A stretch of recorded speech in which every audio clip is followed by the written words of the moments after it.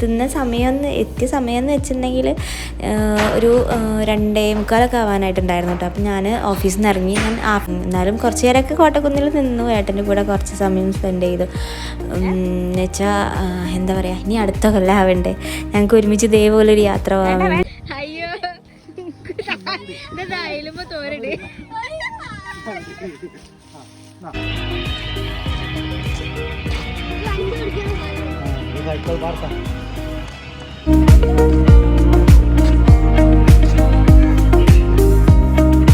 താനായപ്പോഴാണ് എൻ്റെ വീട്ടിൽ നിന്ന് വിളിച്ചേട്ടോ അനിയെ, പെട്ടെന്നൊന്നും ഇങ്ങോട്ട് വരണം, വന്നിട്ട് വേഗം പോവാന്നൊക്കെ പറഞ്ഞിട്ട് വിളിച്ചു. എന്താ സംഭവം എന്നൊന്നും ഞങ്ങൾക്ക് അറിയില്ലായിരുന്നു.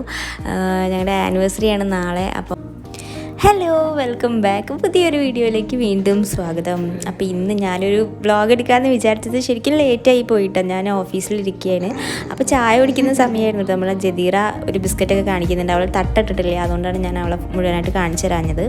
അപ്പോൾ ഇന്നത്തെ ഒരു വ്ളോഗ് എന്ന് പറയുമ്പോൾ എന്താണെന്ന് വെച്ചാൽ ഏട്ടൻ എന്നെ വിളിക്കാൻ വരും.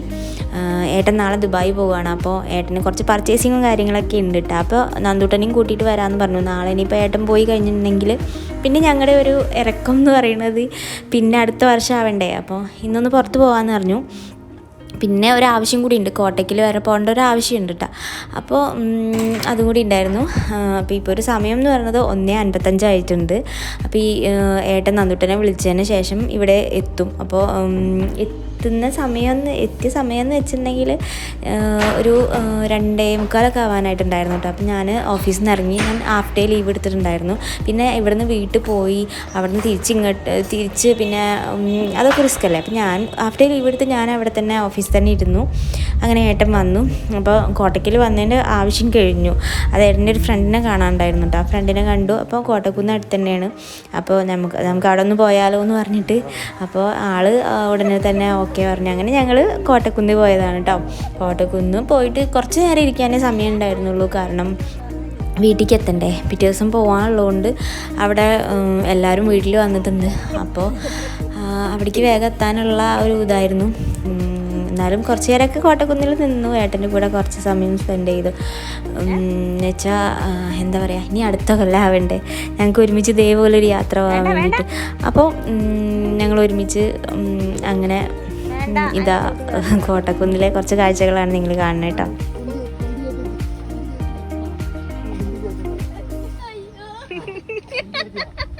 അയ്യോ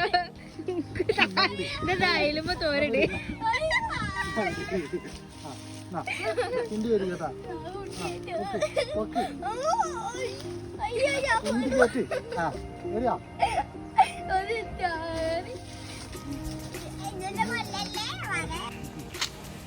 അങ്ങനെ നന്ദൂട്ടനെ കൊണ്ട് കുറച്ച് വീഡിയോസൊക്കെ എടുപ്പിച്ചിട്ടാ. കാരണം ഇനി ഈ വീഡിയോസും ഫോട്ടോസും ഒക്കെയാണ് ഒരു കൊല്ലം ഇങ്ങനെ ഓർത്തിരിക്കാനും ഇടയ്ക്കിടയ്ക്കൊക്കെ ഇരുന്ന് ഇങ്ങനെ കാണാനും അതൊക്കെ ഒരു രസമാണ്. അപ്പോൾ എനിക്കിതൊക്കെ ഇഷ്ടമാണ്. പലർക്കും പല രീതിയിലായിരിക്കുമല്ലോ. ഞാനേട്ടൻ പോകുമ്പോഴത്തേക്കും ഇതേപോലെ കുറേ ഫോട്ടോസും കുറേ വീഡിയോസൊക്കെ എടുത്ത് വയ്ക്കും. എന്നിട്ട് പിന്നെ ഇങ്ങനെ ഇരുന്ന് കാണും. അതൊക്കെയാണ് എൻ്റെ ഒരു ഇത് കേട്ടോ. അപ്പോൾ നന്ദൂട്ടനെ കൊണ്ട് കുറേ വീഡിയോസൊക്കെ എടുത്തിട്ടുണ്ടായിരുന്നു. പിന്നെ എന്താ പറയുക, ഇവിടെ കുറേ റൈഡ്സും കാര്യങ്ങളൊക്കെ ഉണ്ട് കേട്ടോ കുട്ടികൾക്ക്. കോട്ടക്കുന്നിലേക്ക് ഇങ്ങോട്ട് കയറാൻ വേണ്ടി ഇതിൻ്റെ ഉള്ളിലേക്ക് ഉള്ള എൻട്രൻസ് പാസ് എന്ന് പറയുന്നത് 20 രൂപയായിരുന്നു കേട്ടോ. കാറ് കയറ്റുന്നതിന് 20, ഞങ്ങൾക്ക് 3 പേർക്ക് 20, അങ്ങനെ 80 രൂപയാണ് ആയത് കേട്ടോ. പിന്നെ പറയുകയാണെങ്കിൽ റൈഡ്സിനൊക്കെ കയറാൻ വേണ്ടി ഓരോ സെക്ഷനായിട്ടാണ്. അപ്പോൾ അതിലേക്കൊക്കെ കൂടുതലൊന്നുമില്ല, ഒരു 50 രൂപ അങ്ങനെയൊക്കെ വെച്ചിട്ടാണ് അവർ വാങ്ങുന്നത്. അപ്പോൾ ഞങ്ങൾ ഒരു ഇതിക്ക് നന്ദൂട്ടനെ കയറ്റി.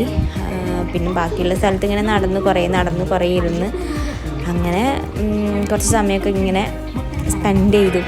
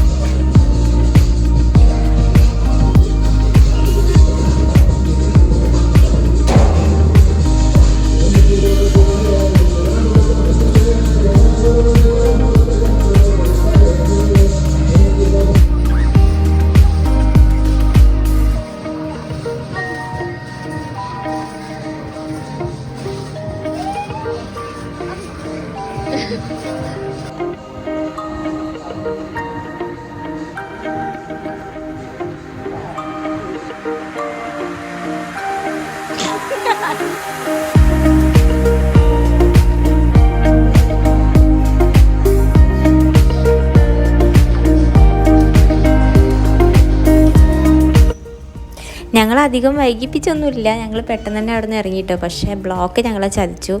അങ്ങനെ സാധനങ്ങളൊക്കെ വാങ്ങി ഏകദേശം 8 മണിയൊക്കെ ആവാനായിട്ടുണ്ടാവും. ഞങ്ങൾ വീട്ടിലേക്ക് എത്താനായപ്പോഴാണ് എൻ്റെ വീട്ടിൽ നിന്ന് വിളിച്ചേട്ടോ അനിയെ, പെട്ടെന്നൊന്നും ഇങ്ങോട്ട് വരണം, വന്നിട്ട് വേഗം പോവാമെന്നൊക്കെ പറഞ്ഞിട്ട് വിളിച്ചു. എന്താ സംഭവം എന്നൊന്നും ഞങ്ങൾക്ക് അറിയില്ലായിരുന്നു. ഞങ്ങളുടെ ആനിവേഴ്സറിയാണ് നാളെ. അപ്പോൾ ഞങ്ങൾക്ക് സർപ്രൈസായിട്ട് ഇന്ന് തന്നെ അവർ ഒരു കേക്കൊക്കെ വാങ്ങി വെച്ച് അങ്ങനെ ഭയങ്കര സന്തോഷമായി. ഭയങ്കര സന്തോഷം വെച്ചാൽ ഭയങ്കരമായിട്ട്. അപ്പോൾ അങ്ങനെ ഞങ്ങൾ കേക്കൊക്കെ കട്ട് ചെയ്തു. ഞങ്ങൾ ലാസ്റ്റ് കേക്ക് കട്ട് ചെയ്തത് ഒരു 3 വർഷമായിട്ടുണ്ടാവും കേട്ടോ. അപ്പോൾ 3 വർഷത്തിന് ശേഷമാണ് ഞങ്ങൾ വീണ്ടും ഒരുമിച്ച് ആനിവേഴ്സറിക്ക് ഉണ്ടാവണം കേട്ടോ. എന്നാലും ഇങ്ങനെ സെലിബ്രേറ്റ് ചെയ്യണമെന്നൊന്നും വിചാരിച്ചിട്ടില്ലായിരുന്നു. കാരണം ഏട്ടൻ ഈ വീഡിയോ എടുക്കുന്നത് 25-ാം തീയതിയാണ്, 26-ാം തീയതിയാണ് റിപ്പബ്ലിക് ഡേൻ്റെ അന്നാണ് ഞങ്ങളുടെ ആനിവേഴ്സറി. അന്ന് തന്നെയാണ് ഏട്ടൻ ദുബായിക്ക് പോണത്.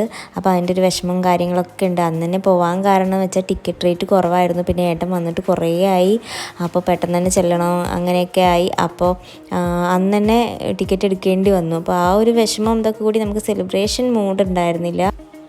അപ്പോൾ എന്തായാലും ഞങ്ങളെ ഇതൊക്കെ ചെയ്ത് സന്തോഷിപ്പിച്ചതിന് എൻ്റെ അമ്മയും അനിയനും അമ്മുവും ഒക്കെ എല്ലാവരും 3 പേരും കൂടി ചേർന്ന് ഞങ്ങൾക്ക് തന്ന ഈ ഒരു സർപ്രൈസ് ഗിഫ്റ്റ് ഞാൻ മറക്കേയില്ല കേട്ടോ. സത്യം പറഞ്ഞിട്ടുണ്ടെങ്കിൽ മറക്കാൻ പറ്റില്ല. അപ്പോൾ ഇത്രയേ ഉള്ളൂ ഒരു കുഞ്ഞു വ്ളോഗ്. നിങ്ങൾക്ക് ഇഷ്ടപ്പെട്ടെങ്കിൽ എന്തായാലും സപ്പോർട്ട് ചെയ്യുക. ആദ്യമായിട്ട് കാണുന്നവരും കണ്ടുകൊണ്ട് നമ്മുടെ സ്ഥിരമായിട്ട് കാണുന്നവരൊക്കെ സപ്പോർട്ട് ചെയ്തിട്ട് പോകാം കേട്ടോ. അടുത്ത വീഡിയോ ആയിട്ട് വീണ്ടും വരാം. താങ്ക്